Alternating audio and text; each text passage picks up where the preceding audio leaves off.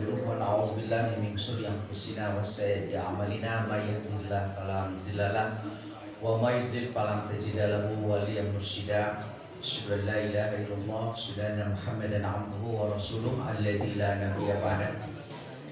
Alhamdulillah akhirnya saya sampai kembali di Masjid Al-Iqra ya. Jadi karena saya mengikuti petunjuk sesat dari Ustaz Yadi. Jadi saya tahunya kesini lewat kota.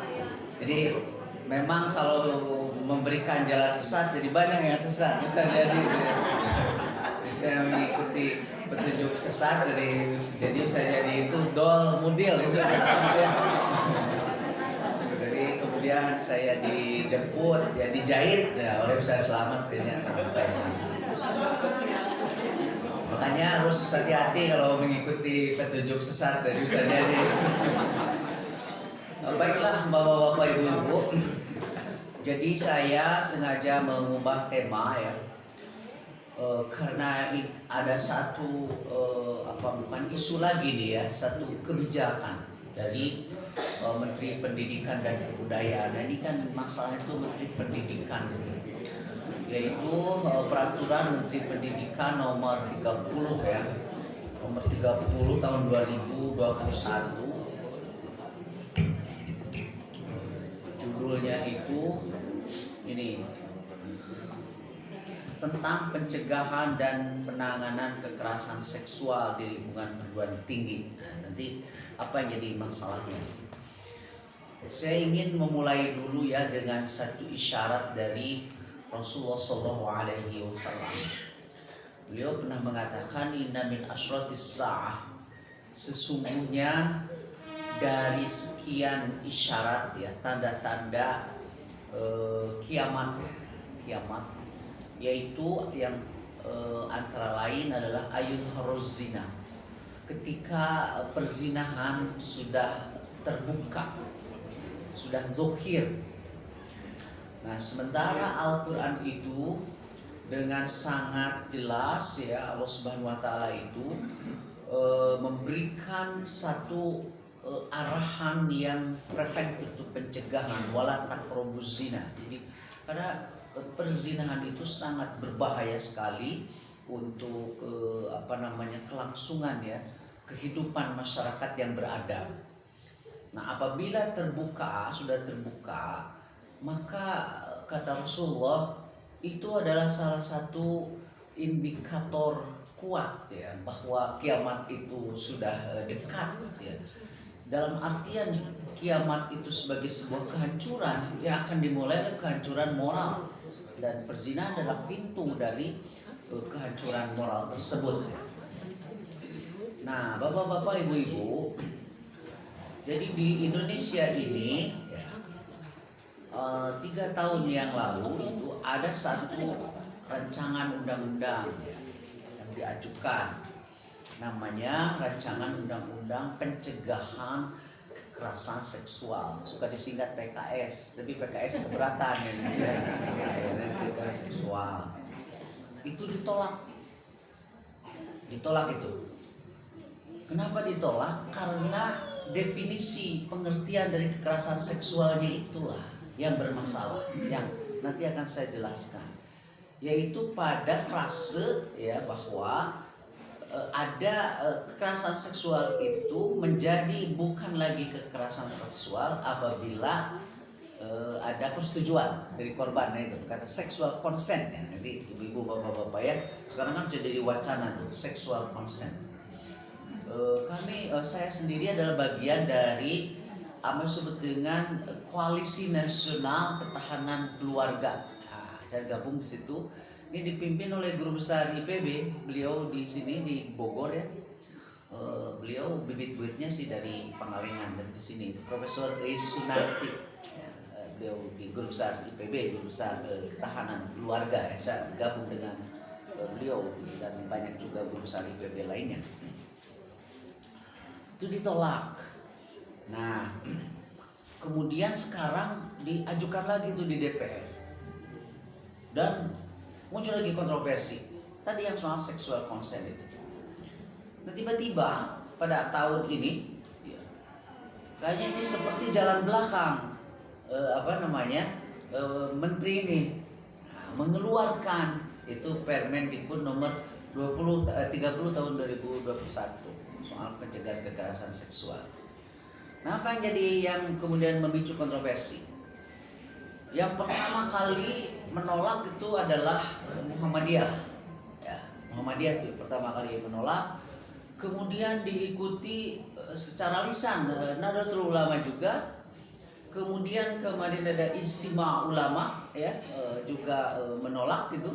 Kemudian Persatuan Islam juga sudah menolak ya, mereka penolakan. Nah, apa yang menjadi masalahnya? Bukan kekerasan seksualnya. Ya, itu jelas harus dicegah. Ya, yang seperti itu. Dulu namanya pelecehan ya, pelecehan seksual gitu. Nah, ini Bapak-bapak Ibu di pasal 5 nih definisinya. Kan yang akan dicegah itu kekerasan seksualnya tuh objeknya. Nah, apa? Pengertiannya. Nah, ini yang jadi masalah. Ya, pasal 5 ayat 2 ya. Huruf, nah ini beri contoh nih, huruf F ya. Mengambil, merekam ya, dan atau mengedarkan foto dan atau rekaman audio dan atau visual korban ya yang bernuansa seksual tanpa persetujuan korban. Nah, itu tanpa persetujuannya itu ya. Jadi umpamanya nih mohon maaf ya, ini berbicara ke seksual ini ya, relasi antar jenis berbeda jenis. Umpamanya dia melakukan satu relasi seksual gitu ya, dan kemudian salah satunya menyebarkan, mengambil, merekam ya, kemudian mengedarkan foto, itu kekerasan seksual ya gitu ya. Apabila tanpa persetujuan, berarti kalau salah satu dalam hal ini yang disebut korban adalah perempuannya setuju, berarti bukan kekerasan seksual kan begitu ya. Itu coba bayangkan apa yang terjadi di dunia ini, berseliweran tuh yang adegan-adegan yang amoral seperti itu ya. Nah, kemudian yang G-nya, mengunggah foto tubuh dan atau informasi pribadi korban yang bernuansa seksual tanpa persetujuan korban. Jadi mengunggah foto tubuh atau informasi kalau disetujui, meskipun korban di sini bisa laki-laki dan perempuan, tapi pada umumnya yang dimaksud adalah perempuan kan. Berarti kalau disetujui boleh, kan gitu pengertiannya. Nah, ini ada yang L yang menurut saya sangat vulgar sekali. Ini nih, Bapak-bapak, Ibu-ibu. Menyentuh, mengusap, meraba, memegang, memeluk, mencium dan atau menggosokkan bagian tubuhnya pada tubuh korban tanpa persetujuan korban. Nah, itu kekerasan. Tapi kalau persetujuan korban berarti boleh kan? Nah, itu tuh Bapak-bapak kan sudah langsung menyimpulkan tuh ya, suka sama suka gitu. Nah, ini yang jadi masalahnya. Jadi kekerasan seksual itu iya jelas itu harus dicegah ya, harus dicegah. Tapi itu objek pencegahannya yang ternyata sekarang hampir semua ormas Islam kaum muslimin itu membuka peluang adanya legalitas gitu terhadap perzinahan, yaitu dengan klausul persetujuan. Jadi kalau setuju ya bukan lagi perzinahan kan gitu ya. Nah, kemudian Bapak-bapak, Ibu-ibu, saya ingin memberikan satu ilustrasi. Kita ini kan dijajah tuh oleh Belanda, dan selama penjajahan Belanda bahkan sampai sekarang yang berlaku di kita itu adalah KUHP ya, yang dibuat abad 18. Di dalam KUHP itu yang disebut perzinahan itu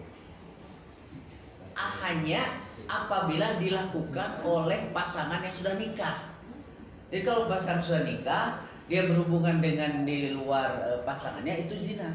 Berarti kalau yang belum nikah itu bukan perzinahan, itu kata KUHP. Kan serem sekali itu kata KUHP. Ya. Dan waktu itu digugat. Nah, oleh Prof. Is dan kawan-kawan. Dan saya pemberi keterangan ahli di MK. Tapi waktu itu ditolak dengan alasan karena MK tidak memiliki kapasitas untuk membuat undang-undang ya gitu. Nah, tapi pasal itu udah ratusan tahun. Nah, inilah yang menjadi masalah seriusnya itu istilah persetujuan itu ya. Terus sekarang misalnya sexual consent. Nah, kenapa muncul istilah kata persetujuan yang alot mereka? Ya, saya menyebutnya mereka itu kaum liberal, feminis radikal di situ ya. Kenapa muncul itu? Begini, kata mereka ya dari kaum liberal atau feminis radikal bahwa relasi laki-laki dan perempuan itu relasi yang seperti dijadikan hubungan yang harus saling bermusuhan. Jadi lama ini si perempuan itu memusuhi laki-laki karena laki-laki itu dianggap sebagai menindas dan lain sebagainya, termasuk di dalam relasi atau hubungan seksual itu. Dan perempuan itu pada posisi lemah, begitu kan, pada posisi lemah. Makanya di RUU PKS dulu itu yang ditolak itu ada satu pasal ya, yang si perempuan itu dalam hubungan rumah tangga ini, kalau si perempuan yang merasa bahwa dia itu tidak ridho atau dan menurut perempuan itu terpaksa atau dipaksa, dia bisa mengajukan suaminya. Jadi itu mah bisa sebulan seberapa kali itu si yang di sini nih sebelah sini digarugat ke dia. Sebetulnya mah dia itu urusannya karena resiko dapur tidak lancar gitu ya, atau kurang gitu. Nah, dijadikan aja di alasan sini lapor. Jadi si di dalam rumah tangga itu akan ada hukum yang disebut dalam tanda kutip perkosaan. Jadi kan lihat masa suami memperkosa istrinya. Nah, karena itu terbangun sebab menempatkan laki-laki itu penindas dan penindas, perempuan yang tertindas. Makanya muncullah bapak-bapak ibu-ibu dalam teori mereka ya, katanya terjadi hubungan atau relasi kuasa yang tidak seimbang. Jadi laki-laki itu sebagai pemegang kuasa, perempuan yang dikuasai, termasuk dalam hubungan seksual ini. Oleh karena itu si Permendikbud itu sekarang memberikan kepada perempuan, bukan laki-laki saja sekarang yang punya kuasa, nih perempuan juga. Nah, kuasa perempuan itu dalam bentuk sexual consent. Jadi kalau kata perempuan yang saya memberikan izin, ya bukan lagi sebagai kekerasan seksual, bukan lagi perzinahan, saya sudah memberikan izin. Itu titik masalahnya. Karena itu semacam kemerdekaan gitu ya. Selama ini laki-laki, nah ini nih perempuan nih, sekarang Anda diberikan juga hak untuk mengizinkan atau untuk menolak itu. Nah, makanya salah satu yang mendasari Permendikbud ini katanya atau penyebab kekerasan seksual itu ada relasi kuasa yang tidak seimbang, di mana laki-laki itulah pemegang. Jadi kalau laki-laki mau kapanpun, bagaimanapun, iya menjadi benar. Nah, sekarang diberikan kepada perempuan. Jadi tanpa persetujuan itu dalam kurung, tanpa persetujuan perempuan yang sebagai korban itu. Nah, itulah yang kenapa si Permendikbud ini ditentang, karena mereka itu mempertahankan kasih pencegahan kekerasan. Kita mengusulkannya kejahatan seksual. Nah, tadi mereka mengatakan kekerasan daripada kekerasannya. Itu kekerasan dalam artian menempatkan perempuan ya sebagai yang lemah. Oleh karena itu diberi kekuasaan dengan persetujuan itu. Nah, akibatnya dan ini yang menjadi perhatian dari kalangan Islam itu, ternyata kekerasan seksual definisinya seperti yang tadi sudah menafikan, mengabaikan pertimbangan agama dan moral.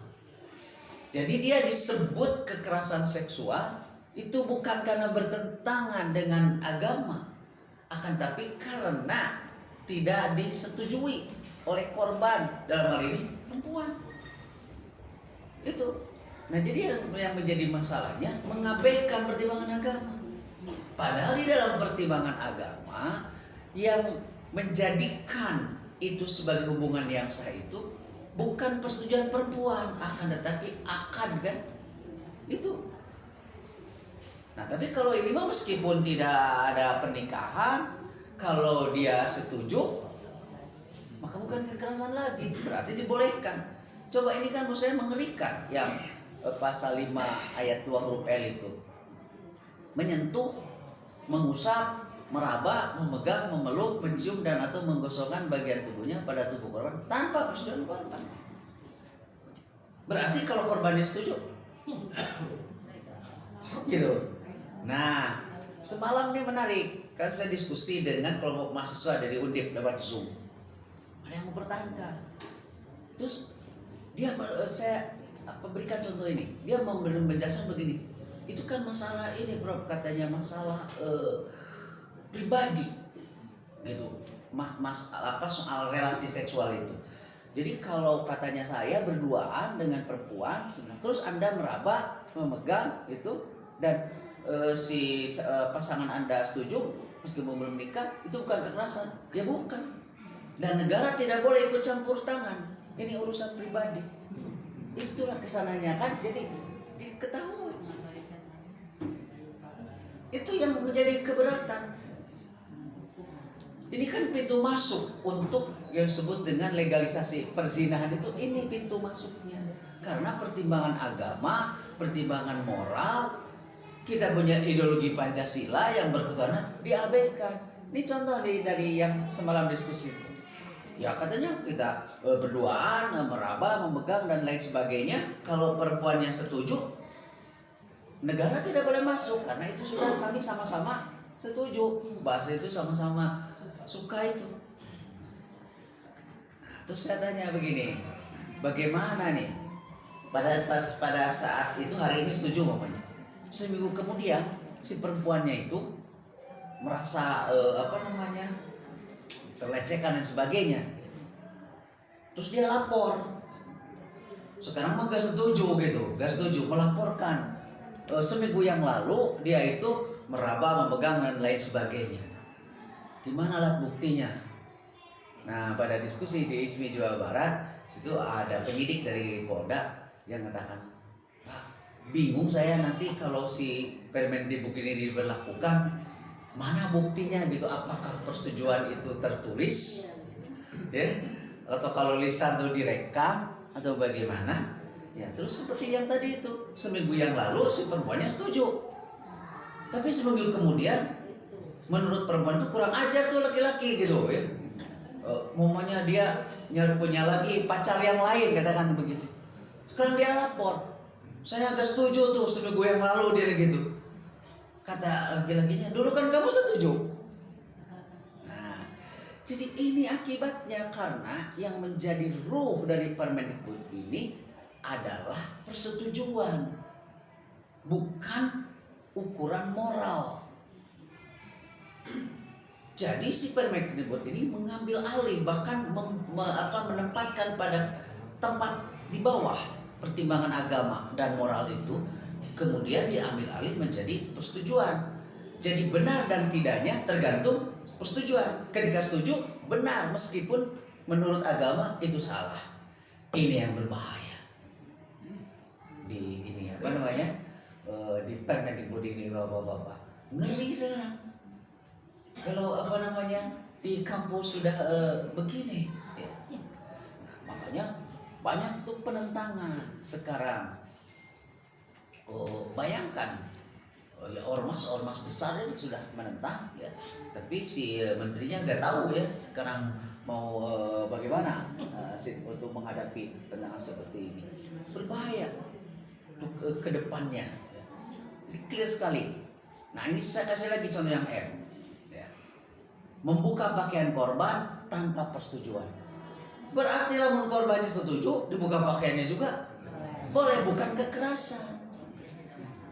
Kalau menurut agama, begitu sama korban itu bukan lagi kekerasan, ini kejahatan seksual, itu perzinahan kan? Tapi ini membuka pakaian korban tanpa persetujuan. Sekarang kalau redaksinya membuka pakaian korban dengan persetujuan, berarti boleh, bukan kekerasan, tidak bisa diadukan. Coba gimana ya yang ada di benak gitu, di benak si menteri ini ketika dia membuat peraturan seperti ini. Ternyata dari para pendukungnya, ya termasuk semalam itu tadi, itu kan lain Pak, katanya kekerasan itu bukan urusan moralitas, tapi urusan relasi kuasa, yang asalnya perempuan tidak memiliki kuasa untuk menolak, sekarang diberikan dalam bentuknya persetujuan. Ini kira-kira ibu-ibu bagaimana negara kita ke depan? Kalau sudah demikian, nah kemudian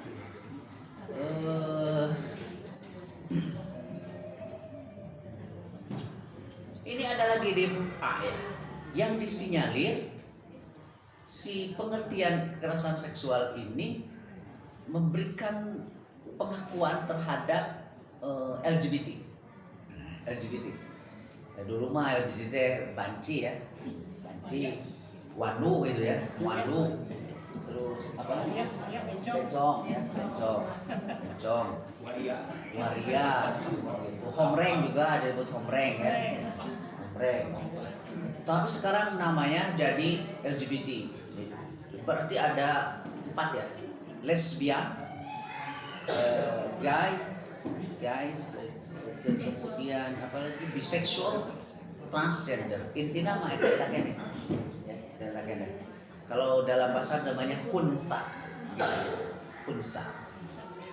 Nah ini ada pengakuan ya, sebelum saya jelaskan ini di pasal 5 ayat 2 pasal 5 ayat 2 ya, huruf A, menyampaikan ujaran. Jadi kekerasan seksual itu adalah menyampaikan ujaran yang berdiskriminasi atau melecehkan tampilan fisik. Kalau di sini masih bisa di ini umpamanya naon goreng patut gitu ya, di situ itu kekerasan seksual ya. Dan perempuan itu kan paling terhina kalau disebut gendut. Betul ya?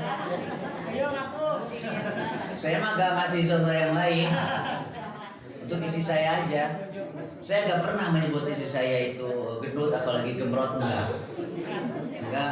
Saya mah enggak pernah komplain, senang-senang aja kan, berarti bahagia gitu kan, suaminya bisa menyuburkan istrinya.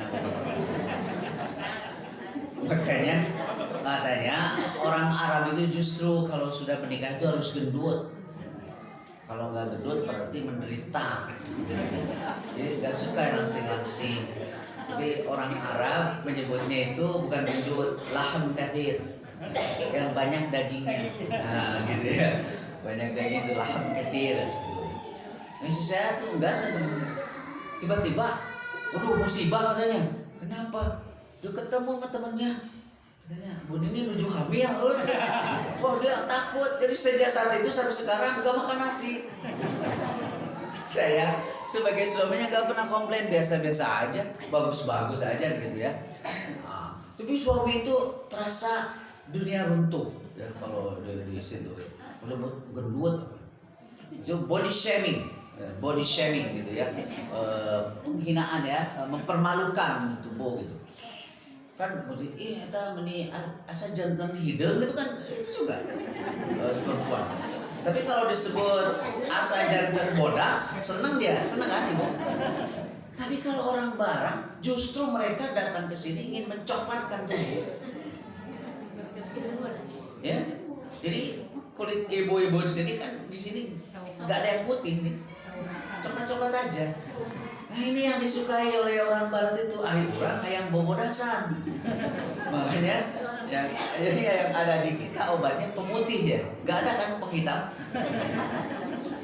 Pemutih. Kalau orang barat dalam sini ingin coklat, makanya kulit kayak anggun. Sesame itu sangat disukai, eksotik katanya, gitu ya, tepias gitu. Orang di baru dasar. Nah, itu gak boleh tuh melecehkan itu ya. Hanya saya enggak karena promosi saya biasa aja di situ. Ya mau laham kasih sedikit, saya senang juga. Ya. Mau apa diturunkan juga no problem. Yang penting sehat. Nah, naonan ayeuna ngalangsingkeun, tapi jadi sehat gitu ya, ngalang layeuskeun gitu. Ya, yang penting sehat. Penting sehat, mau laham ketir juga nggak apa-apa ya. Nah, adanya mendiskriminasi atau menekan fisik, kondisi tubuh dan atau identitas gender korban. Nah ini yang disinyalir tuh dan atau identitas gender korban. Jadi seperti begini, Ustaz Slamet. Gani banci. Nah itu dia bisa di kekerasan seksual, bisa dilakukan. Begitu. Nah maka si kalimat ini ya, frase ini berarti sekaligus si Permendikbud ini salah satu tafsiran dari kita, berarti eksistensi dari LGBT itu diakui. Padahal saya tidak ngomong dulu pandangan Islam ya. Pemerintah kita sudah secara resmi menyampaikan sikapnya di Jenewa bahwa Indonesia itu menolak pengakuan terhadap LGBT itu sebagai hak asasi manusia, karena LGBT itu penyakit. Kalau penyakit bukan haknya itu bukan dipelihara penyakitnya, tapi disembuhkan. Jadi tanggung jawab negara terhadap hak asasi warga negaranya yang sakit disembuhkan. Makanya kriteria negara maju yang penghormatan terhadap hak asasinya bagus itu adalah ketika memberikan fasilitas kesehatan yang paripurna. Lihat negara-negara maju, fasilitas kesehatannya paripurna. Jadi gerina naon wae oge tenang. Dages gratis. Urang malah mun gering teh geus kabayang. Ya, kalau sakitnya itu serius, bayarnya mahal. Kan begitu. Jadi sudah tambah sakitnya. Kalau di negara maju gak ada masalah. Saya ada teman orang Indonesia yang sudah menjadi permanent resident di Australia udah puluhan tahun. Dia itu punya penyakitnya kayak lumpuh gitu. Jadi cuma yang berasanya itu dari sini ke sini. Jadi lumpuh duduk kasih. Jadi penyakit baru diteliti sama rumah sakit terus masuk ke dokteran. Bapak-bapak tahu nggak di rumah sakitnya 10 tahun jawab namanya, tidak bayar $1 pun, 1 sen pun. Bahkan karena ini penyakit yang aneh gitu, baru ya, dia dibikin kamar khusus untuk keluarganya juga. Jadi keluarganya boleh tuh di situ. Ya. Nah setelah dirawat agak lama dan dia sudah boleh gitu, ya bisa sekali-kali ke rumahnya. Tapi dari rumah sakit terus pemantauan dan tidak bayar. 10 tahun dia. Sekarang udah wafat 10 tahun. Kayaknya kalau kita sudah jadi negara maju, ya penghormatan hak asasinya seperti itu pada yang sakit. Jika nama orang oke, hesek gini. Kalau gitu, karena kita tenang. Saya merasakan sekolah di Australia 6 tahun gak pernah sakit, asa jauh penyakit teh. Jadi unggal udang sare teh seger gitu ya, seger gak mikir situ ya. Apalagi saya kan tidak kerja tapi dikasih duit, nah itu enaknya ya. Gak kerja karena saya disuruhnya sekolah, jadi boleh baca aja terus gitu. Nah, tiap 2 minggu ya, ada, jadi enak aja. Terus mau ke rumah sakit gratis. Paling yang biasa ke rumah sakit itu anak-anak aja, bisa gitu. Yang sebetulnya sakit biasa-biasa aja. Ketika melahirkan gratis juga. Jadi ada ketengahan rumah gitu. Dalam rumah udara segar, buah-buahan murah. Yang paling murah itu daging daging domba, daging ayam, daging murah banget ya. Yang paling mahal tuh alpukat, karena itu import ya. Alpukat itu kalau lagi ke musim satu itu ya, kan air di satu $6, jadi 60.000 hiji. Jadi Harus kilo. ada siji. Ada yang lebih mahal itu rambutan. Rambutan itu dari Thailand, tapi hiji sebutir $1. Jadi 10.000 hiji, karena 10.000 tilu banget. Waduh, ini anak saya dulu masih kecil mau rambutan, beli satu segitu, ya, isinya 25 butir, $25, $250.000, gitu. Dulu saya masih suka, sekarang karena udah tambah usia, kerambutan tuh agak keras gitu. Dia udah mas 10.000 tilu ya. Ini di usia itu 10.000 itu satu. Tapi saya berpikir kenapa tidak dari Bogor ya, dari Thailand. Ujung sekali kayaknya, itu loh mahal. Kemudian tempe, tahu mahal juga. Ya, segar, jadi jauh tuh pipanya kita. Nah, jadi kalau bagi yang sakit itu, negara yang maju itu penghormatan rakyat, hak asasi orang yang sakit itu adalah diobati, sediakan fasilitas kesehatan oleh negara. Saya hanya secewil kartu aja, namanya saya dulu itu Medicare. Jadi saya maunya dari Melbourne pergi ke Sydney sakit di situ, gak perlu rujukan dari puskesmas Melbourne. Pokoknya menghilangkan kartu, selek, ya udah di situ aja. Di semua tanah Australia saya bisa berobat, gak perlu rujukan-rujukan. Murah Magering di Kalimantan, puskesmas rujukan di di Merauke, banyak kudu balik di Kelapa dia. Itu yang bikin kita sakit. Ya, terus sakit umpamanya kalau ke ke praktek dokter swasta bayar dulu kita, tapi nanti diganti. Jadi kita tetap gratis tapi bayar dulu kita. Nah nanti ditukarkannya di mana? Tempatnya di mall-mall. Jadi di mall itu ada penukaran. Kadang-kadang saya suka ngumpulin itu, jadi asal duit panimo. Padahal itu yang punyanya saya. Tapi kalau berobatnya langsung ke rumah sakit pemerintah langsung gratis. Gitu. Istri saya melahirkan anak yang kedua. Melahirkan. Dia tinggal tuh, saya udah. Terus saya akan nanya, sebenarnya boleh nggak saya nungguin gitu? Oh boleh kan, boleh. Terus berapa lama kan dia mah paling 3 dinten gitu ya? Berapa lama? Kata dia, berapa lama aja kamu betahnya? Saya 2 minggu boleh katanya. Kaget juga, jadi boleh juga itu. Istri saya mau 2 minggu di rumah sakit, saya nunggu dulu. Boleh kalau kamu betah. Akhirnya cuma 3 hari aja ya. Dan lucunya adik kurang teh mau ngajur teh sok ogowan ya gitu si istrinya. Nah sebetulnya si saya juga waktu itu agak ngeri juga kan, meni dia mah sok seueur ngaralongok gitu. Kayak dikirim nanti belum oncom belum berbeleman ya gitu. Jadi waktu ada yang kedua dokter tuh banyak, ada 3-4 dengan bidannya gitu ya. Katanya oke, everything is under control. So kalau anda mau melihat dan lain sebagainya, terus sudah keluar mau gunting ini enggak apa namanya hari gitu. Katanya kan suka ada ritualnya, enggak saya bilang takut salah, takut dosa sebenarnya gitu ya.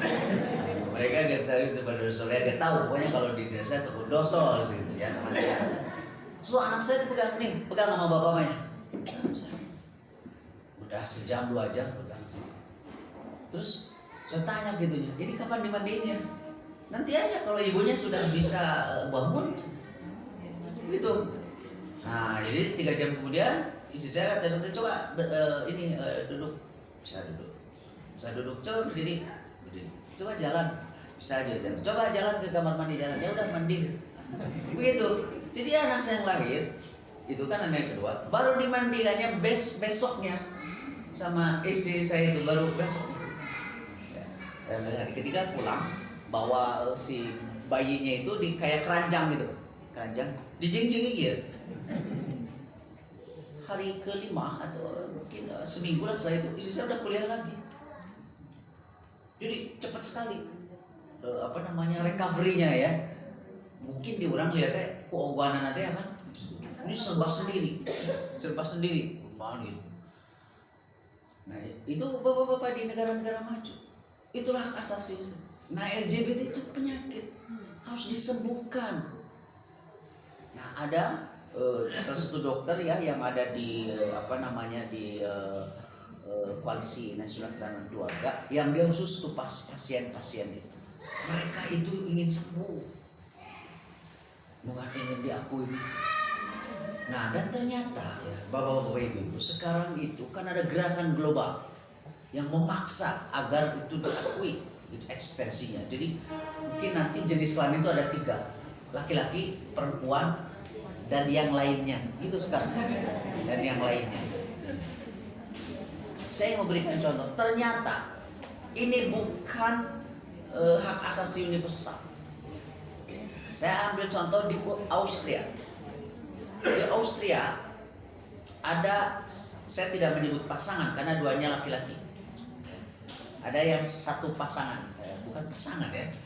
Ada 2 orang yang sama jenis gitu, laki-laki. Datang ke pengadilan Austria, minta perkawinan mereka disahkan ke pengadilan Austria. Menariknya ditolak oleh pengadilan Austria. Alasannya apa? Karena masyarakat Austria, bukan Australia ya, Austria masih menjunjung tinggi nilai-nilai Kristiani yang tidak mengakui LGBT. Itu alasannya. Jadi kalau memakai itu pengadilan Austria, maka akan begini. Sekarang ada datang ke pengadilan agama di kita, minta disahkan, pengadilan agama kita mengatakan ditolak karena masyarakat Indonesia menjunjung tinggi nilai-nilai agama. Nah, jangan sampai kemudian kita sebagai kaum muslimin, dan sekarang ada sebagian kecil yang bicara atas nama hak asasi manusia secara keliru dan mengakui itu. Itu Austria. Penolakannya itu atas dasar ajaran-ajaran Kristiani yang masih dihormati oleh masyarakat Austria. Berbeda dengan Belanda. Datang 2 laki-laki yang mereka ngaku kawin, minta disahkan oleh pengadilan Belanda. Alasannya karena masyarakat Belanda sudah mengakui. Sekarang masyarakat Indonesia sudah mengakui atau belum? Nah, pasal 5 ayat 2 huruf A itu memberikan peluang, yaitu dan atau identitas gender korban. Jadi ketika Ustaz Slamet mengatakan, "Wah, ini mah LGBT ini harus bukan anak kekerasan seksual."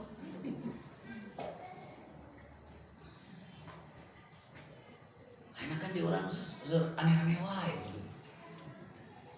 Salam wae panjang pisan di orang. Baheula mah zaman bukannya parto ya. Kadang-kadang assalamualaikum unggul. Enak menjadi liur ya. Assalamualaikum, salam sejahtera. Om santi-santi om, namo buddhaya, salam kebajikan, ya, salam sehat.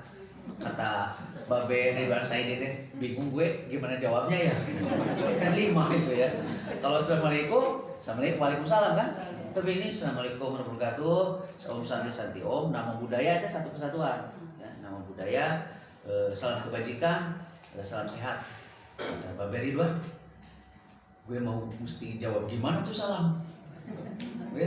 Jadi jawabnya meren ge kanu assalamualaikum waalaikumsalam, anu ke salam sejahtera gimana jawabnya, ke om santi om gitu saya nggak tahu gimana jawabnya ya, ke salam sehat selalu mungkin gitu ya. Sekarang apa ya, terjadi satu perkembangan yang dibuat-buat gitu hal-hal tersebut ya. Seperti tadi itu pengakuan terhadap LGBT lewat Permendikbud ini. Itu kenapa ditolak? Jadi kenapa ditolak? Alasannya itu karena di situ ada sexual consent yang menjadikan benar dan tidaknya itu persetujuan. Kenapa pakai persetujuan? Karena kata mereka disebut kekerasan karena tanpa persetujuan. Kalau dengan persetujuan mah bukan kekerasan. Nah, tadi saya katakan di sini berarti sudah mengabaikan nilai-nilai agama, nilai-nilai Pancasila Ingat, Undang-Undang Dasar kita itu pasal 29 ayat 1, negara berdasarkan ketuhanan yang Maha Esa. Itu pasal 29 ayat 1. Adakah ajaran Tuhan yang melegalkan perzinahan? Tidak ada. Tuhan yang mana? Oke lah, saya beri peran Tuhan yang menurut orang Islam, Tuhan yang menurut orang Kristen, Tuhan yang menurut orang Hindu. Nah, begitu. Jadi di sini disebut kekerasan seksual bukan karena itu zina, tapi karena tanpa persetujuan.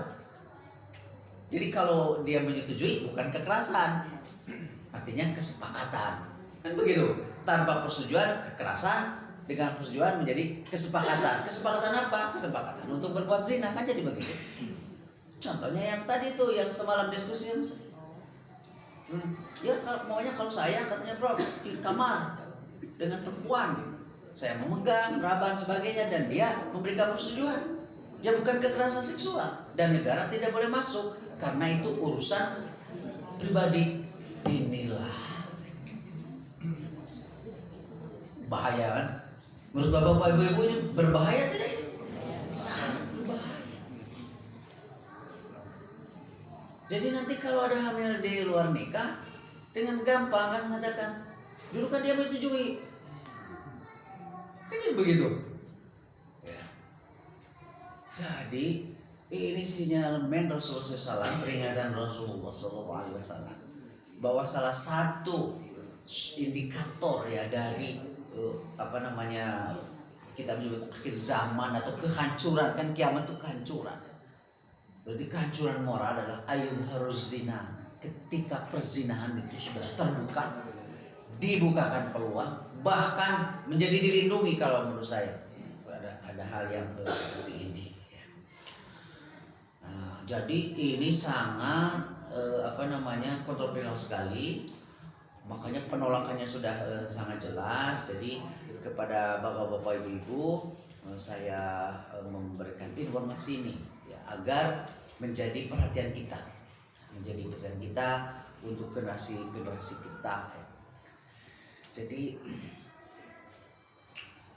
di kampus itu ya kan dosen juga tidak 24 jam mengawasi ya. Terutama di tempat-tempat kos yang seperti itu, kan juga tidak. Dengan Permendikbud ini itu akan terlindungi menurut saya. Rasanya ya kan udah dengan persetujuan. Nah, yang pro Permendikbud ini mereka mengatakan ini kan untuk kekerasannya. Saya katakan setuju 100% yang namanya kekerasan seksual itu harus dicegah. 100%. Tapi bereskan itu pengertian objek yang akan diaturnya, yaitu pengertian kekerasan seksualnya, terus dibereskan. Jadi kalau umpamanya peraturan ini ingin mengatur katakanlah tentang pohon kelapa, ya bereskan dulu pohon kelapa itu yang bagaimana. Asal jangan begini, setiap yang daunnya mirip gini pohon kelapa, misalnya jangan buah naoge lain. Kalau sawit itu dengan pohon kelapa sama nggak? Kan ada beda kan, tidak sama persis ya. Nah, nanti apakah ini akan juga peraturan itu dengan sawit sekaligus atau bagaimana? Kan si sawit masih buah nanti taragaran dulu tamar gitu. Kan begitu. Atau umpamanya pohon kurma kan agak mirip-mirip juga dengan daun kelapa, apakah itu bagian yang diatur? Jadi sekarang mengatur kekerasan seksual, bereskan dulu di objeknya. Mau mengatur pohon kelapa, sepakati dulu pengertian pohon kelapa itu yang bagaimana. Nah itu ya. Jangan-jangan nanti korma jadi ke bawah. Kata petani korma, kenapa saya ikut diatur? Ya kita mah cuma ada mirip ini kok buahnya begini, kata si petani korma. Nah, dalam pembuatan aturan itu harus jelas sekali.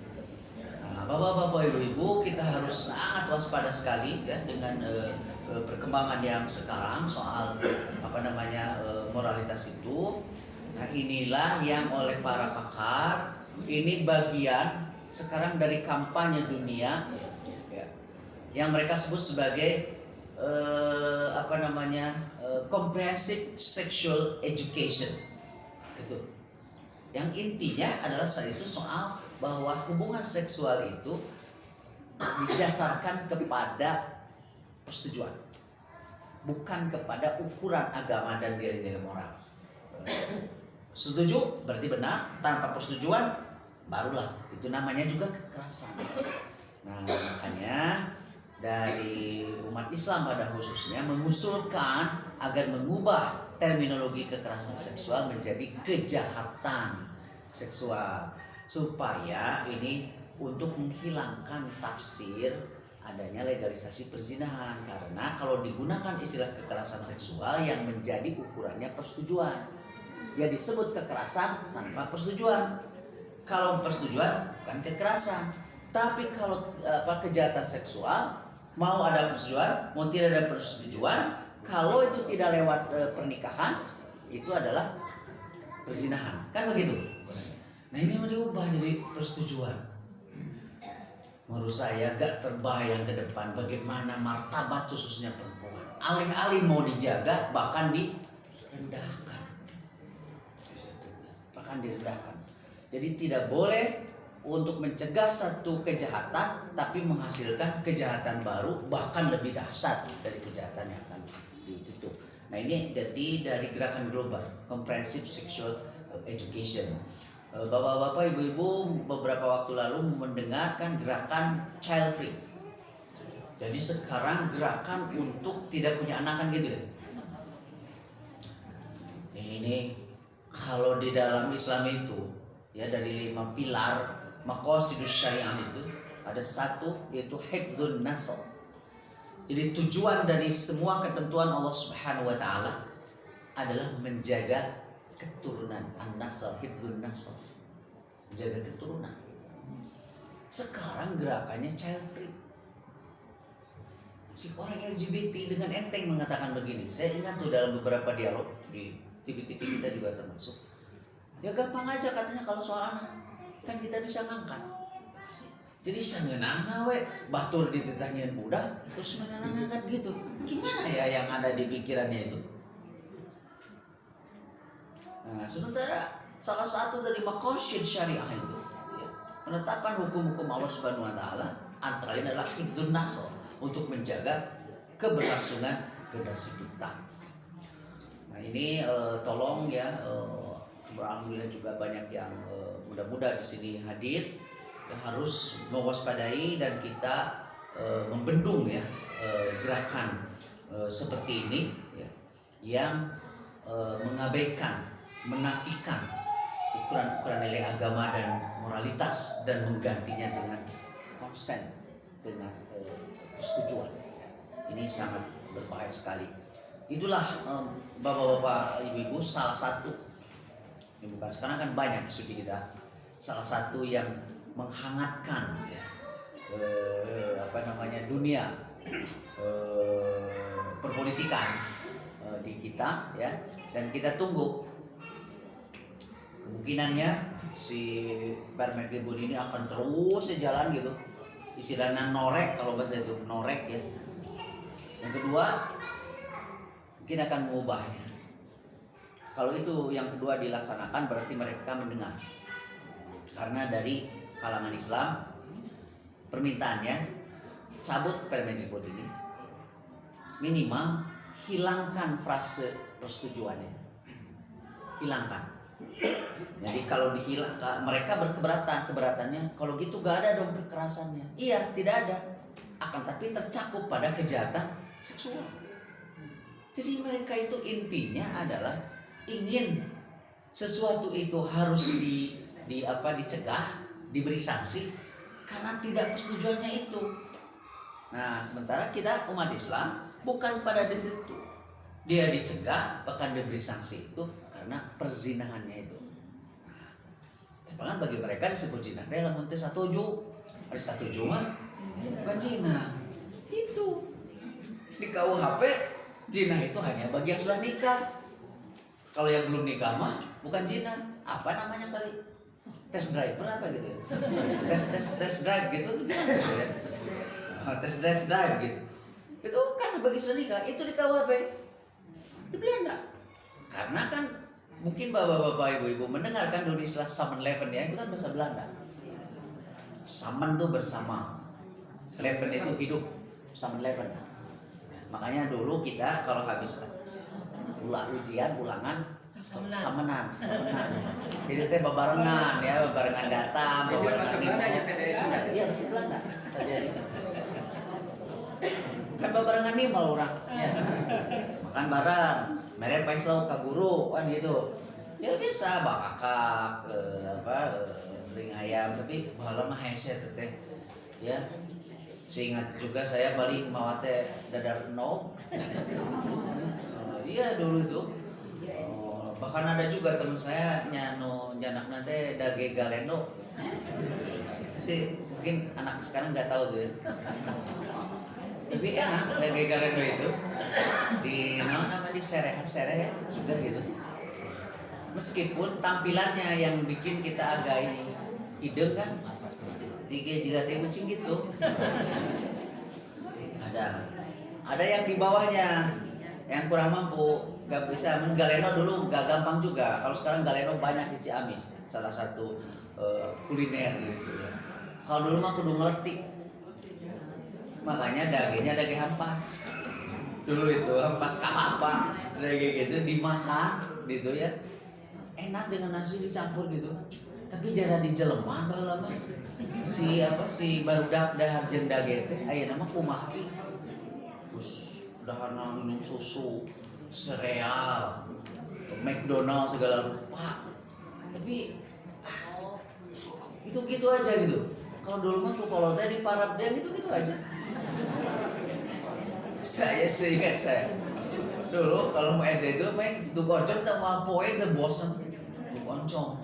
Saya punya teman, saya sekolah dulu Tasik itu Raja Bungur. Mau istirahat saya diajak makan ke rumahnya. Tuh goncong di wae. Jadi di mas tuh goncong. Tapi nikmat itu untuk goncong. Kan si apa ya gizinya. Dan waktu SMP juga saya ingat ibu saya kalau ngasih itu bukan nasi goreng, itu sangrai. Karena dulu itu si minyak kelapa itu mahal, jadi bagus dulu itu, makanya orang jarang kolesterol. Jarang, karena harus bikin sendiri sehingga disimpan di met-met, nah seperti gitu ya. Karena ngegiblek gitu, situnya, makanya disimpan di hawu. Kalau kata nenek saya, kita ngaranna minyakna keur HS. Tidur kan dia ya, HS gitu. Sering-sering, maka gak ada jelantah yang dibuang. Ya dulu. Pakai ngaya peda. Geus jiga tihiang oke di pakai nasi. Enak. Sekarang dibuang jelantah gitu, dibuang. Makanya jarang. Jadi saya juga seringkali kalau mau sekolah oleh ibu itu dikasih sangrai sangu dikepretan cai disuruh kerupuk. Jadi profesornya. Ya. Dan kerupuk. Udah segitu. Tapi jadi profesor juga. Gitu. Waktu kuliah juga seingat saya makan tuh 2 kali aja. Jam 6 sama nanti lagi malam. Gitu. Untuk kadang-kadang penatuk dengan lapar, saya ingat tuh ada dekat rumah saya itu ada pabrik roti tawar ya, belir tawar, mau gula bodas, dibalur ke gula bodas, akhirnya mau dae. Oh, dulu tuh enak tuh itu, ternyata jadi profesor juga, gitu. Ya, dulu di kampung makan-makannya gitu, itu nikmat sekali makan yang seperti itu, kolesterol gak ada. Karena sangat hemat dengan si minyak itu, sangat hemat sekali. Nah itu bapak-bapak, ibu-ibu ya, perhatian untuk kita semua soal kekerasan seksual ini. Sekarang saya sudah sampaikan agar dipahami. Ya. Nah, sekarang ada gerakan begini, yang kritis terhadap Permendikbud ini dianggap pro kekerasan seksual. Nah zaman sekarang gitu, itu biasa kelakuan buzzer. Nah gitu, buzzer ya mah ya, kampret senang gitu ya, kampret gitu. Ingat kita 1.000.000% setuju kekerasan seksual itu harus dihilangkan. Tapi tolong pengertian kekerasan seksualnya harus benar. Jangan kekerasan seksual yang membuka peluang ada perzinahan. Itu sekarang disalengorkeun ya bahasa Sundanya itu. Seolah-olah yang kritis itu menentang. Nah, padahal yang kita tentang adalah peluang yang ada perzinahan. Jadi nanti kalau bapak-bapak, ibu-ibu, anak-anak muda masuk kepada wacana ini, sekarang udah berseliweran ya, itu jawabannya. Itu jawabannya. Jadi intinya mereka itu menekankan tidak baik itu kalau tanpa persetujuan. Ketika persetujuan bukan kekerasan. Meskipun menurut ukuran agama itu perzinahan. Kan begitu ya. Seperti meraba, memegang, mencium dan lain sebagainya. Persetujuan bukan kekerasan. Ukuran agama itu perzinahan. Kan begitu. Coba, sudah jelas kan sekarang bahayanya? Mereka menggantikan nilai agama, ukuran moralitas dengan persetujuan. Berarti kebenaran dialihkan kepada korban, yang dalam hal ini adalah perempuan. Oleh karenanya di dalam Permendikbud ini ada satu pasal yang mengatur tentang satgas. Katanya di perguruan tinggi ada satgasnya. 2/3 anggotanya harus perempuan. Katanya kesetaraan gender. Nah 2/3 guru awewe. Kan begitu ya. Jadi Ustaz Arif itu gak akan bisa ini habis itu 2/3. Itu 2/3. Tapi yang lucunya ini teh mengatur di kampus, akan tapi juga menyebut masyarakat umum liar. Jadi karena ini di umum saya tidak membahas lah kalau teknis secara perundang-undangan. Tapi ideologinya itu yang paling penting. Jadi ini diturunkan dari tadi saya sebut feminisme radikal ya, yang menganggap tahdu diri teh musuh diri. Padahal kalau Subhanahu wa ta'ala laki AWWT diberi kedudukan yang proporsional ya. Proporsional. Bukan sejajar, proporsional. Sejajar belum tentu adil, tapi proporsional. Karena memang Allah memberikan kelebihan kepada masing-masing kan begitu ya. Proporsional. Makanya dalam ayat yang sangat fundamental ini Allah menegaskan, mengingatkan kita, ya Yuhannas inna khalaqnakum min dzakarin wa untha. Wahai manusia, kami ciptakan kalian laki-laki dan perempuan, tidak ada antara laki dan perempuan. Wa ja'alnakum syu'uban wa qabail. Kami jadikan kalian itu syu'ub, kabilah. Kita terjemahkan berbangsa-bangsa, bersuku. Lita'arufu, tujuannya adalah untuk saling. Kalau saling itu harus kedudukannya sejajar. Kalau ada yang merasa lebih tinggi, dia tidak akan saling mengenal. Ya gak mau, saya kan lebih tinggi kan begitu. Jadi kalau ta'aruf, dua-duanya harus sejajar. Ta'aruf. Nah laki-laki perempuan disatukan oleh Allah lita'arufu. Bukan laki-laki merasa lebih tinggi dari perempuan. Kalau lebih tinggi gak akan ada ta'aruf. Gitu. Makanya dulu lagunya wanita dijajah pria. Kalau sekarang mah enggak juga, banyak juga pria yang dijajah wanita. Banyak pria takut istri. Iya, contohnya bisa jadi itu. Kalau di Tilbur saja gimana? Kayak atosan diabdi nujuin dia lah piwara kubun bojo terus gitu. Sekarang di Indonesia khususnya apa yang tidak boleh untuk perempuan? Apa yang tidak boleh? Di Amerika sampai sekarang belum ada presiden perempuan. Baru wakil sekarang saja. Baru wakil Kamala Harris. Baru sekarang. Indonesia one step ahead dibanding Amerika yang sudah merdeka itu lebih dari 200 tahun yang lalu. Belum ada. Indonesia udah punya Ibu Megawati. Jadi presiden. Mau jadi apa lagi? Mau jadi menteri? Ibu Sri Mulyani, Ibu Susi itu jadi menteri laut, tukang lauk ya, Ibu Susi. Apa yang tidak boleh untuk perempuan? Ibu Risma. Jadi dia Bu Sri Mulyani jadi menteri bukan karena dia perempuan ya, karena dia mampu. Gak mau tuh Bu Sri Mulyani juga dijadikan menteri karena dia perempuan. Meskipun ada gerakan sebetulnya dan kita nggak setuju juga ya karena ada pandangan yang tidak bagus sebelumnya bahwa perempuan itu sebagai kelas 2, sebut dengan afirmasi ya. Contohnya di partai politik kan perempuan harus 30 ya kuota, tapi ternyata itu gak efektif. Jadi sampai sekarang gak pernah terpenuhi kuotanya di partai politik itu. Makanya untuk promosi cari yang penting meskipun satu penamina. Jadi kalau mau jujur, kayaknya perempuan itu gak begitu berminat di politik. Kuota partai gak terpenuhi. Malah di Amerika, ini Indonesia itu lebih hebat dari Amerika dalam tanda kutip. Kita meratifikasi Conventions on Eliminations and Discriminations Against Women, ya, konvensi tentang diskriminasi terhadap perempuan. Amerika menolak karena ini bertentangan dengan nilai Amerika, bertentangan dengan nilai-nilai keluarga yang akan dibangun. Kemudian Amerika tidak setuju afirmasi politik kepada perempuan. Itu bukan meningkatkan derajat, malah menurunkan, karena dia dipilih sebagai karena dia perempuannya, bukan karena kemampuannya. Gitu ya. Nah, jadi sekarang di Amerika sampai sekarang nggak menolak itu CEDAW itu. Indonesia mah sudah lebih maju, mau jadi apa saja. Ya. Mau jadi ketua RT, ketua RW boleh, mau jadi lurah dan sebagainya, termasuk mubaligor di Persis. Jadi gak perlu lagi ada debat soal ini. Kan Persis ini didirikan tahun berapa? 36 ya? Betul nggak itu? Yang Persis tahun 36. 9 tahun sebelum Indonesia merdeka. Artinya menurut Persis perempuan itu boleh masuk ke wacana publik, kan ngomong tuh di organisasi tahun 36. Ke 36. Jadi apa masalahnya?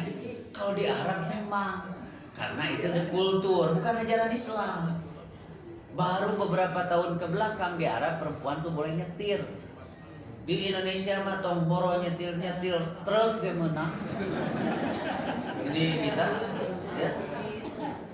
So, kalau ditanya bagaimana menurut Islam perempuan nyetir, menang.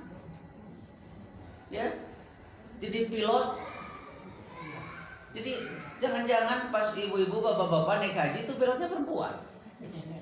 Ya bisa.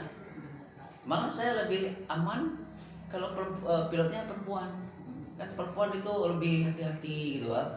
Mau lelaki masuk rasa rasa muka. Saya tata goreng patut nete. Rasa muka orang lelaki, oh beneran gitu. Perempuan itu hati-hati kan di situ ya. Lebih tenang. Perempuan itu juga Transjakarta banyak yang perempuan. Kita mubaligot tuh ketua umum namanya juga tuh Persistri. Dulu Jamiatul Banat, sekarang Pemuda perempuan. Tidak masalah. Ya. Dirut Pertamina sekarang perempuan. Orang Tasik. Adik kelas saya. Ya, orang Tasik ya sok aralusnya gitu. Itu orang Tasik tuh.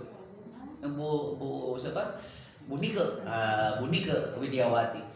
Masih perempuan, sebelumnya Bu Karen. Ya, Bu Karen yang kan satu dia sempat di penjara, ternyata gak bersalah, dia dikeluarkan. Bu Karen Agustiawan. Sempat laki-laki dulu perempuan. Berarti di Pertamina laki-laki itu anak buahnya perempuan, anak buah Bu Nike Widiawati. Apa masalahnya? Jadi kita.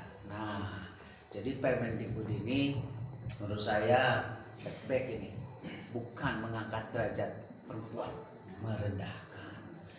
Ya, dengan ini memberikan persetujuan. Ari geus bulan teh lalaki napi ka sebeleun, dicabut cenah persetujuan anak. Cek laki nanti. Saya mah pegang dulu aja. Gak bisa berlaku surut dong cek laki. Saya mah pegang persetujuan yang dulu, bukan ketidaksetujuan yang sekarang. Kumaha tah lamun digitukeun. Karena aku setuju tuh sama perempuan. Sebulan kemudian si laki nanti melakukan hal yang sama kepada perempuan yang lain. Ya. Dia menggugat, gak setuju perbuatan yang itu. Kata laki-laki, dulu kan kamu setuju. Tidak bisa ketidaksetujuan sekarang dipakai untuk menghukumi persetujuan kamu sebulan yang lalu. Gimana itu perempuan kalau sudah demikian? Itulah bahaya Permendikbud. Saya kira sudah mudah-mudahan jelas ya, dan PD Persis Kota Bogor Ya, mudah-mudahan bisa jadi selamat dan para pimpinan di sini juga memberikan ini sesuai dengan levelnya ya kepada DPRD apa di sini juga berkirim surat ke di sini ada perguruan tinggi yang banyak ya, ada IPB, ada Pakuan, ada Juanda, Hodun ya di Hodun sampaikan di sini ada di PD ya, tentang Permendikbud yang meresahkan ini, sangat meresahkan. Itu saja yang bisa saya sampaikan, mudah-mudahan bermanfaat. Apakah ada tanya jawab Ustaz Jadi kalau ada? Bisa di luar forum karena mengingat sebentar lagi juhur. Tapi boleh silakan. Satu aja kali. Itu ya Mujahid teman saya. Itu ada dengan Ubay itu ada kakak itu. Ada kakak ya? Ada. Iya, maka. Satu baik. Jawab terkait yang tadi sudah disampaikan dengan pasal 5 Permendikbud terkait dengan nomor 30 tahun 2021 tindak kekerasan yang tadi dikaitkan di akhir dengan adanya draft dari PD Persi sudah tadi mungkin disampaikan memperkuat data informasi ya kurang lebih di bulan Januari 2021 kurang lebih ada 5.000 ya LGBT di Kota Bogor yang tercatat. Kemudian bahkan ketua DPRD-nya langsung 2 bulan yang lalu ternyata ini rapor tanya ini belum tuntas. Mohon dukungan dari seluruh komponen terutama di sini Persis ya Kota Bogor belum masuk untuk informasinya. Kalau saya di kan sudah menyampaikan. Kemudian nanti di Musker sebelum Musker si pekan ini luar biasa. Ini draftnya mudah-mudahan bisa sampai dan berbagai kasus yang luar biasa sangat miris ya. Kalau tadi dengan jumlahnya ribuan itu dengan contoh 2-3 kasus saja itu luar biasa miris ya, mudah-mudahan di Kota Bogor raperdanya dituntas terkait dengan istilahnya di sini apa P4S ya. Raperda pencegahan dan penanggulangan seksual. Nah ini mudah-mudahan bisa nanti juga dibantu draftnya kepada pengurus PD juga mudah-mudahan bisa silaturahmi langsung ya, dengan baik itu di legislatif maupun eksekutif. Mungkin kalau dengan hapus dan sebagainya bisa masing-masing nanti dijelaskan. Terima kasih. Terima kasih, Sedubai. Nah itu betul sekali ya. Itu mah adanya. Itu mah adanya ya. Yang itu cabang ya. Baik ya. Udah nasihat. Baik. Jadi itu bagus sekali. Bahkan kalau tidak tadi kan informasinya 5.000 ya. Kalau yang tercatat, kalau nggak salah pernah waktu digerebek ada pesta LGBT di Bogor juga. Ya, betul kan? Betul. Saya mendapat informasi karena ini kan dekat sekali dengan ibu kota. Itu baru yang tercatat. Jadi kayak fenomena gunung es. Nah, mudah-mudahan di sini PD ya Kota Bogor dan Kabupaten Bogor bersama-sama dengan didukung oleh data. Tadi ternyata si raperdanya yang 4S itu ya jelas. Nah, maka harus dikaitkan tuh. Kalau raperdanya untuk mencegah 4S yang tadi, justru di sini ada peluang pengakuan terhadap LGBT itu. Jadi adalah sebuah kekerasan seksual. Jadi nanti si raperda yang tadi itu dianggap sebagai mendukung kekerasan seksual karena memberikan ujaran kebencian yang beridentitas gender. Pokoknya seperti tadi, oh kamu mah itu LGBT harus gitu. Nah itu bisa dilaporkan katanya kurang ku LGBT yang seperti itu. Kalau berdasarkan si Permendikbud yang ini itulah satu penafsirannya. Setelah itu kalau sudah tidak ada pertanyaan lagi, enggak Bu Ella. Ustaz, tadi kan yang mengeluarkan rancangan undang-undang itu Kementerian Pendidikan dan Kebudayaan. Sedangkan yang dijadikan acuan dalam segi bahasan tadi itu seolah-olah adalah kehidupan sosialnya, kehidupan sosial si mahasiswa adalah hanya ke masyarakat luas. Sebetulnya Kemendikbud sendiri acuan kapasitas dia untuk membuat undang-undang itu hanya di bagian pendidikan dan kebudayaan atau memang sosialisasi si anak didiknya dan sebagainya itu tercakup gitu. Yang pertama, yang kedua, apabila suatu pembuat rancangan undang-undang dan sudah disahkan menjadi undang-undang, setelah naik banding ke MK, ternyata di MK harus direvisi istilahnya begitu seperti kasus Omnibus Law. Nah, apakah diberi waktu 2 tahun kalau tidak salah ya Omnibus Law setelah demo dan lain sebagainya. Nah, apakah setelah disahkan itu setelah naik banding harus revisi 2 tahun itu, apakah itu tetap berlaku si undang-undang itu, atau menunggu sampai MK memutuskan lagi ini udah direvisi, oke berarti udah boleh dijalankan gitu, atau selama itu tetap saja dijalankan gitu sampai menunggu revisi-revisi yang memang diharuskan oleh MK. Ya. Itu saja pertanyaan. Ya, terima kasih. Yang pertama memang sekarang asalnya Mendikbud itu kan akan mensosialisasikan permen ini. Tapi karena adanya penolakan yang cukup masif, jadi kayaknya mereka ini dulu, malah yang ada dia ketemu dengan Aisyah Muhammadiyah begitu. Mungkin nanti ketemu dengan versi sekali ya. Nah, tapi kita sikapnya udah jelas bahwa dicabut atau frase seksual konsen itu yang dihapus. Nah, terkait yang kedua, Bu Ella, kalau ke Mahkamah Konstitusi itu apabila yang diuji adalah undang-undang. Kalau ini Permendikbud. Jadi kalau Permendikbud itu kalau diuji itu ke Mahkamah Agung. Nah, ke Mahkamah Agung bukan ke Mahkamah Konstitusi gitu. Nah, di Mahkamah Agung itu berbeda nanti keputusannya dengan di Mahkamah Konstitusi. Jadi Mahkamah Agung putusannya bisa karena itu menolak ya, jadi ini tidak berlaku batal gitu ya. Jadi hanya 2 aja pilihannya. Kalau kata Mahkamah Agung ini bertentangan dengan undang-undang, kan yang menjadi rujukannya undang-undang sistem pendidikan nasional, itu yang paling penting salah satunya ya, karena kan PKS-nya juga belum ada. Jadi itu permen dari undang-undang yang mana? Kan RUU pencegahan kekerasan seksualnya juga belum, tiba-tiba muncul permennya. Makanya ada sinyalemen ini teh semacam fait accompli. Jadi di istilah nanti disalib gitu ya, supaya nanti si Permendikbud ini menjadi penekan agar RUU PKS itu disahkan dengan ideologi seperti di dalam Permendikbud. Itu trik politik terus hati-hati ya. Nah, jadi gak jelas. Berarti kalau sistem nasional, di dalam sistem pendidikan nasional, tujuan pendidikan itu adalah membentuk generasi yang beriman, bertakwa, berakhlak itu. Jadi pas bertentangan si permen ini. Itu kalau diujikan ke Mahkamah Agung, jadi Mahkamah Agung namanya batal ya berlaku. Nah, makanya juga Ustaz Dedi dan para pimpinan di sini harus juga mendorong Persis. Sudah berkonsultasi, kalau kekeh wae kan sekarang itu kekeh gitu, seperti kekehnya si pemerintah dengan Ciptaker, kan dulu yang berdemonstrasi juga dianggap pada ditahan. Sekarang oleh MK menyatakan inkonstitusional, kan begitu? Ya, kekeh wae. Nah kalau ini kekeh, maka Persis harus jadi satu yang segera untuk meminta uji material ke Mahkamah Agung. Ya kalau ini saya bukan ke MK, ke Mahkamah Agung. Lewat mana? Konek sekarang Persis punya LBH, nanti LBH yang merumuskan. Ya, harus dikontek, harus dipersiapkan dan segera. Kalau saya ingin mengatakan di sini bahwa pemerintah itu adalah kita, ya punya kita harus juga bertanggung jawab dalam artian memberikan koreksi kepada pemerintah. Pemerintah tidak selamanya benar, adanya juga yang salah dalam bentuk undang-undang peraturan. Contohnya undang-undang Cipta Kerja.